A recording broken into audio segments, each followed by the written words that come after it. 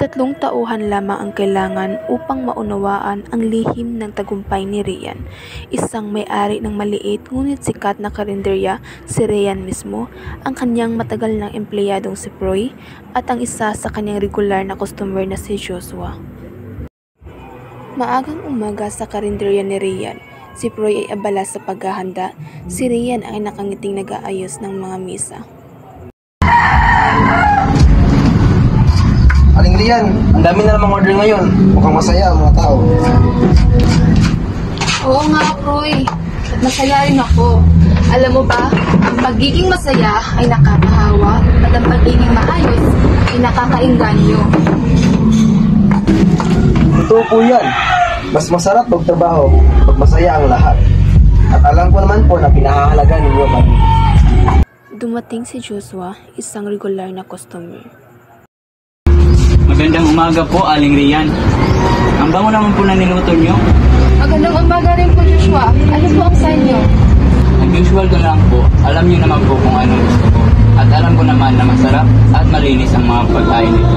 Kaya palagi akong bumabalik. Si Proy at Rian ay nag-uusap pagkatapos umalis ni Joshua. Nakakatuwa po, Aling Rian. Ang dami bumabalik dahil sa iyo. At dahil din sa iyong mabuting pakikitungo. Hindi lang naman ako, Proy. Tayong lahat. Ang pagkakaisa natin, ang pagmamahal sa negosyo, at pagrespeto sa isa't isa. Iyan ang susi.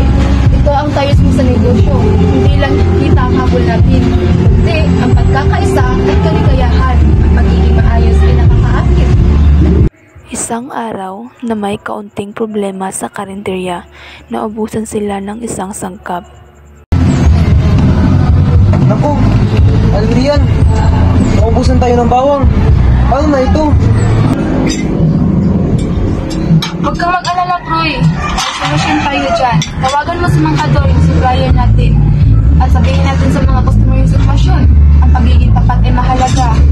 Naging matagumpay ang pag-aayos ng problema. Nagpakita ng pag-unawa ang mga customer. Nakita mo, Proy? Naayos natin ang problema. Dahil sa ating pagkakaisa at pagiging tapat. Ang pagiging handa ay mahalaga. Tama po kayo, Aling Rian. Mas malakas tayo kung magkasama. Pagtatapos ng araw, masaya sina Rian at Proy.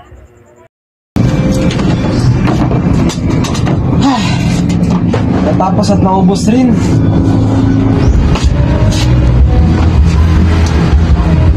Nakita mo, Proy? Natapos natin ang problema dahil sa ating pagkakaisa at pagiging handa. Ang pagiging mahinahon at mapag-isip ay mas mabuti kaysa sa pagpapanik.